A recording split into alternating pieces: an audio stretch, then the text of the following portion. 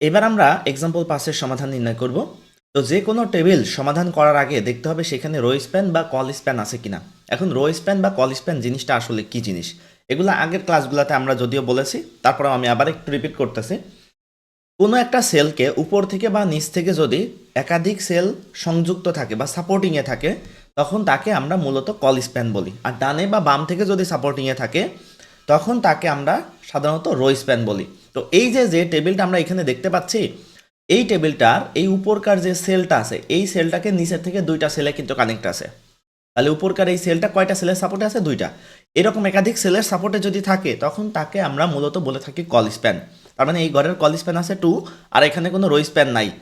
তো এইখানে যে লাইন কেটে দিয়েছে, কেটে দেওয়ার জন্য ডিলেট ট্যাগ ইউজ করা হয়। লেখার নিচে আন্ডারলাইন হয়েছে, আন্ডারলাইনের জন্য ইউ ট্যাগ ব্যবহার করতে হবে। এখানে সাবস্ক্রিপ্ট আছে, এখানে সুপারস্ক্রিপ্ট আছে, এখানেও সাবস্ক্রিপ্ট মানে সুপারস্ক্রিপ্ট সাবস্ক্রিপ্ট আছে, আর এখানে কিছু প্রোগ্রামিংয়ের কোড আছে। প্রোগ্রামিংয়ের কোডের জন্য প্রি ট্যাগ ইউজ করতে হয়, এটা তোমরা অনেকেই জানো যে প্রি ট্যাগ ইউজ করে সাধারণত কম্পিউটার কোডগুলোকে তোমার হচ্ছে HTML এর ভিতরে লিখতে হয়।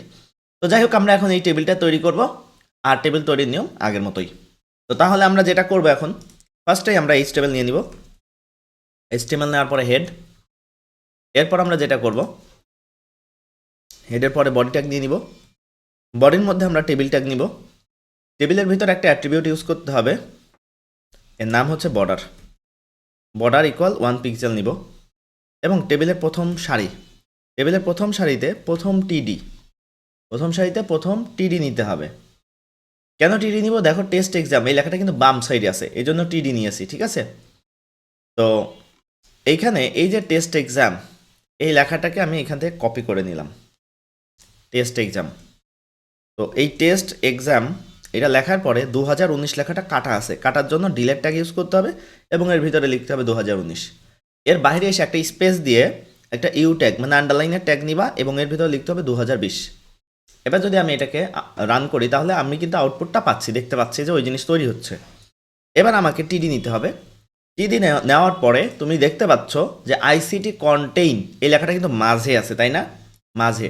তো এর জন্য কি করতে হবে, এই টিডি এর ভিতরে লিখতে হবে অ্যালাইন সেন্টার, এবং এই সেলটাকে নিচ থেকে দুইটাতে সাপোর্টে আছে, তাই তার জন্য অ্যাট্রিবিউট ইউজ করতে হবে কল স্প্যান 2, এবং এর ভিতরে আমরা লিখে দিব আইসিটি কন্টেইন।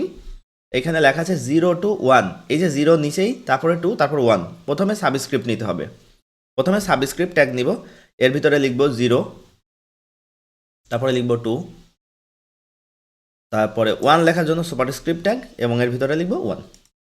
তাহলে দেখো ওই ধরনের আউটপুট কিন্তু চলে আসবে। আমরা যে ধরনের আউটপুট চাচ্ছি ওই ধরনের আউটপুট কিন্তু আমাদের অলরেডি চলে এসেছে। এবার আমরা পরের টিয়ার নিব। পরের টিয়ারের প্রথম টিডিতে আছে কত দেখো, এখানে একটু কম্পিউটার কোড আছে। সো আমি এই কোডটা লেখার জন্য যেটা করব, একটা প্রি ট্যাগ ইউজ করতে হবে আমাকে।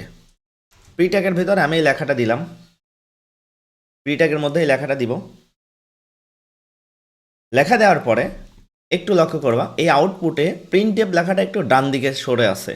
তো আমাকে যেটা করতে হবে, এই প্রিন্টএফের পরে একটা ট্যাব দিতে হবে, মানে ডান দিকে একটু সরাইতে হবে, তাহলে দেখবা যে ওই রকম আউটপুট চলে আসবে। তো এই টিডি এর বাইরে এসে আবার আরেকটা টিডি নিব। এই টিডিতে এসে এবার আমাদের লিখতে বলেছে আবার সুপারস্ক্রিপ্ট, তারপরে নর্মাল লেখা, তারপরে টি। আচ্ছা, সুপারস্ক্রিপ্টের ভিতরে প্রথমে সুপ ট্যাগটা নিয়ে সুপারস্ক্রিপ্টের ভিতরে আই লিখলাম, এর বাইরে এসে লিখব সি, তারপরে সাবস্ক্রিপ্ট ট্যাগ, এর ভিতরে লিখব টি। তাহলে দেখবা আইসিটি লেখাটা আমরা পেয়ে গিয়েছি। এবং এটার পরে আলাদা নর্মাল করে একটা টিডি নিব, এবং এর ভিতরে লেখা ছিল বাংলাদেশ।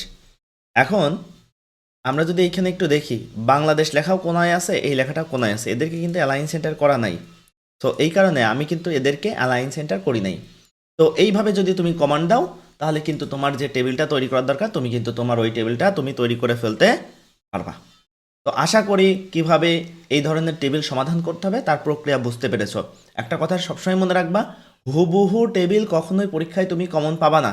বরঞ্চ টেবিল তৈরির যে নিয়ম, এই নিয়ম ফলো করে তুমি কিন্তু টেবিল তৈরি করতে পারবা। এই জন্য প্র্যাকটিসের বিকল্প কোনো কিছুই নাই। ধন্যবাদ সবাইকে।